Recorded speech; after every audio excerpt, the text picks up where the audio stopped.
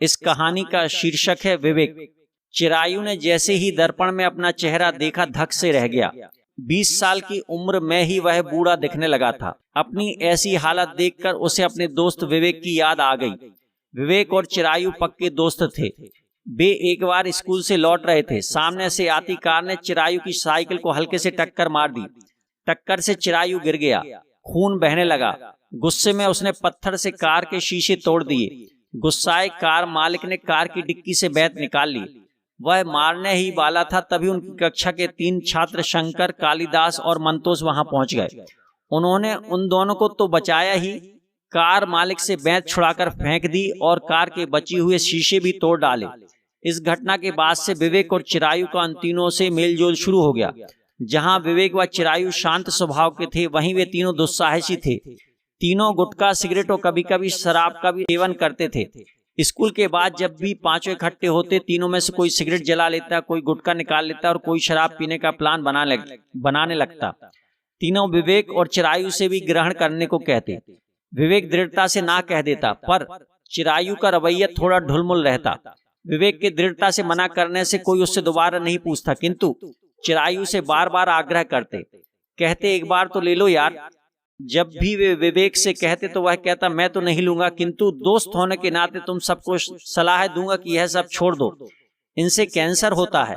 वे कहते, क्या सबको होता है? विवेक उत्तर देता, सबको तो नहीं होता, किंतु इसकी भी तो गारंटी नहीं है कि तुमको नहीं होगा। वे निरुत्तर हो जाते। विवेक ने उनको यह समझाने की बहुत कोशिश की कि ये नशे शारीरिक बीमारी जैसे दुर्बलता, रक्त अल्पता, अल्प प्रतिरोधक क्षमता, कैंसर आदि, मानसिक बीमारी जैसे चिड़चिड़ापन, उदासी, अवसाद, आत्महत्या, हीनता, कुंठा, नीरसता, अक्षमता, लाचारी, अपराध आदि व आर्थिक गुलामी जैसे गरीबी, बेरोजगारी, कर्ज आदि पैदा करते हैं। विवेक की इस बात पर कोई भी कान नहीं देता था। एक बार सब इकट्ठे बैठे थे, तभी मंतोष ने सिगरेट निकाल ली और सबको देने लगा। विवेक के मना करने पर शंकर ने कहा, शराब, भांग आदि तो भगवान शिव को चढ़ाई जाती हैं। कई साधु भी गांजा, भांग और मद्य का सेवन करते हैं। यह सुनकर विवेक ने कहा, सबने चढ़ाने का गलत अर्थ निकाल लिया है। चढ़ाने का सही अर्थ है कि आज से मैं शराब आदि छोड़कर आपके चरणों में चढ़ा रहा हूं और इस छोड़ने के आप साक्षी हो। जहां तक साधुओं का गांजा, भांग आदि सेवन करने का सवाल है, नशा करने वाले साधु नहीं हैं। नशे में कोई साधना नहीं हो सकती और नशे की कोई साधना नहीं है। उस दिन बहुत आग्रह के कारण चिरायु ने सिगरेट का एक कश लिया और खांसी से उसका बुरा हाल हो गया। उसका यह हाल देखकर तीनों बहुत हंसे और बोले कि पहली बार ऐसा ही होता है, मजा तो दूसरी बार से आता है। जब तीनों चले गए तब विवेक ने चिरायु को समझाया, अच्छे और बुरे कर्म में पहले कदम का बहुत महत्व है। अच्छे कर्म में पहला कदम उठाया मतलब आधी मंजिल पूरी, और बुरे कर्म में पहला कदम उठाया मतलब लगभग गंतव्य तक पहुंच गए। अब रोकना और रुकना मुश्किल है। उचित अनुचित को पहचानो। क्या यह आज तुम्हें आनंद दे रहा है? क्या भविष्य में इसका परिणाम अच्छा होगा? क्या यह तुम्हारे परिवार वालों को खुशी देगा? अभी भी समय है, अपने कदम वापस खींच लो। सुनकर चिरायु ने कहा, तुम भी बच्चों जैसी बातें करते हो। सिगरेट पीकर मुझे ऐसा लग रहा है जैसे मैं बड़ा हो गया हूं। सुनकर विवेक ने कहा, बड़े होने जैसा महसूस हो रहा है, बड़े हुए तो नहीं ना।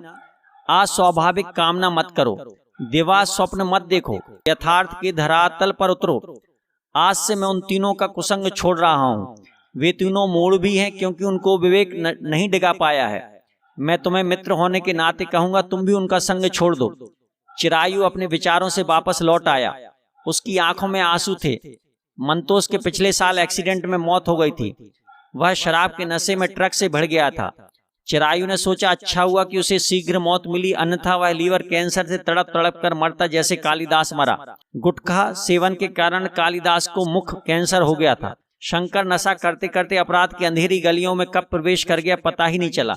अभी वह जेल में है और मैं धूम्रपान के कारण फेफड़े के कैंसर से पीड़ित हूँ। मौत के इंतजार और चमत्कार की उम्मीद में जीवित। काश वह विवेक की बात मान लेता और नशा छोड़ देता।